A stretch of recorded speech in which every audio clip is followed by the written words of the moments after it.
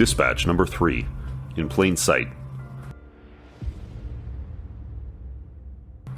Waking up on the side of a sand dune was better than never waking up at all, thought Commander Sean. He hardly had time to think about what happened when Commander Vaughn sprinted over. "Are you alright? Is everything okay?" Sean rubbed the sand out of his eyes. There was no way he, or anyone else, would have survived a crash like that. Everything and everyone should have been destroyed by the sheer force of impact. "Here, let me help you up," said Vaughn, extending a hand. "I don't know how you ended up all the way over here, but at least we found you." I was freaking out for a hot second. Sean looked at the wreckage below. The spaceship was barely recognizable behind the thick wall of smoke. Half of S2M was ablaze with flames, crackling and popping. "Where's the crew?" asked Sean, shaking bits of ash out of his hair. "They're doing a roll call, making sure everyone is accounted for. So far, so good." Sean ran his hands over his face. "Whatever wanted us to crash also wanted us to live. It doesn't make any sense." "Not much does," said Vaughn. The dunes reminded Sean of the Sahara Desert. The way the wind moves the sand, building flattening mountains, it felt like Earth. And even though they knew they would never return home, it was nice to breathe fresh air again and feel particles of sand roll across the skin. Even the strength of the sun felt like home. All of it made him feel alive. It made him feel human, in ways living aboard a spaceship never really could provide. "I don't know about you, but my first experience with teleportation could have been smoother," said Vaughn. "I was full ostrich with my head in the sand. Definitely don't want to relive that moment again." Sean hadn't put much thought into how the crew of 5,000 recruits made it out alive. But in that critical second before the crash, he closed his eyes and released a prayer. He vaguely recalled what it felt to slip away from the bridge and dissolve into nothingness. "Who teleported us?" asked Sean, scanning the desert. "It's a $1,000,000 question," said Vaughn. "We've been out here doing roll calls for at least an hour, watching our spaceship burn, and no one has rolled out the welcome mat." Sean shuddered at the thought of being watched. Anyone could be hiding out in the shells of fallen vessels, waiting for the right moment to attack. The longer he thought about it, the more he felt like they were an experiment. That whatever crashed their vessel wanted to see how beings from another planet reacted when left shipless and stranded. Vaughn bent down and scooped up a handful of sand. "I know it looks like sand," he said, bringing it close to his eye, "but it feels artificial. It's different from the sand we have back home." Vaughn would be the first to admit that he wasn't well versed in the molecular makeup of sand, but he knew it well enough that the coarse particles in his hand felt extra prickly. "What if these are actually tiny cameras?" he asked, "and every particle is watching our every move? Wouldn't that be trippy?" Sean rolled his eyes. Sometimes the ideas born out of Vaughn's imagination shouldn't be verbalized. "I think I have a plan," yelled JB, running toward Sean and Vaughn.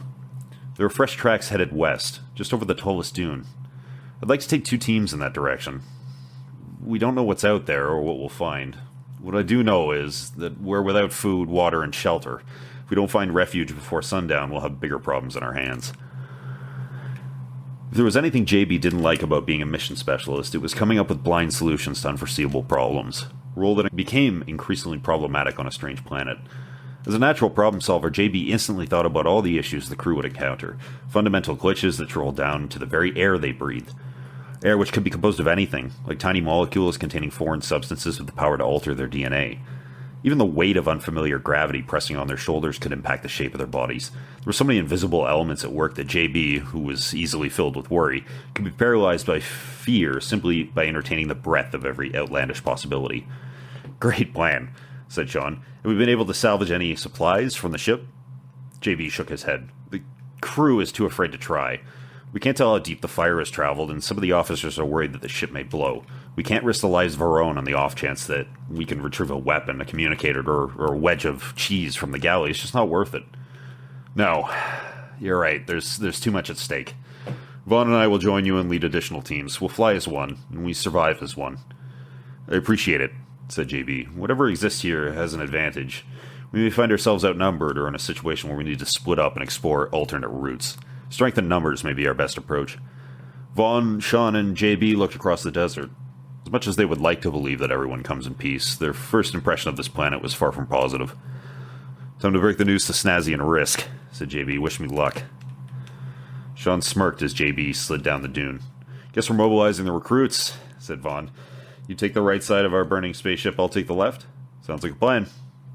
Snazzy was completing the last of her roll call when JB busted through.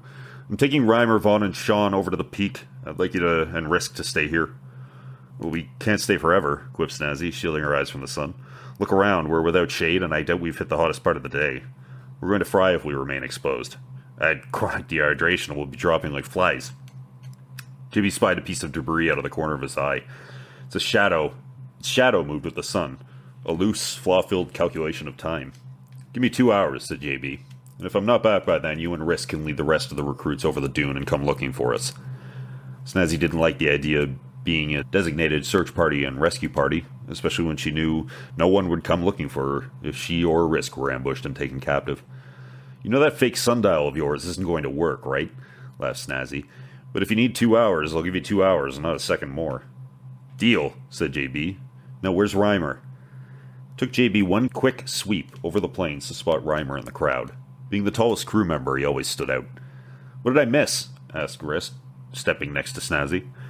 Just the worst idea JB has had in a long time, she said, watching him rush towards Reimer. I hope your combat skills are sharp. We may need them. Risk looked at his feet. He knew he wasn't built for hand-to-hand combat. Finding a place to hide, on the other hand, was a stolid strategy.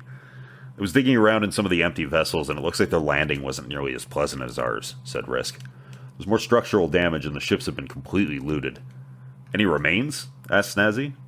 Not a single set of bones. These crashes are either so old that the sands have broken down the bones of the crew, or whatever lies here likes to teleport crews a split second before impact. Either way, it's weird. Snazzy looked at JB's rigged sundial. You have 2 hours, Risk. 2 hours. JB thinks that if he follows those tracks, he will discover a new civilization, but those tracks had to come from somewhere. Heading in the opposite direction is just as logical. Snazzy didn't say it, but Risk knew exactly what she was thinking. Being left behind was like being left for dead. Time, or lack thereof, kills all.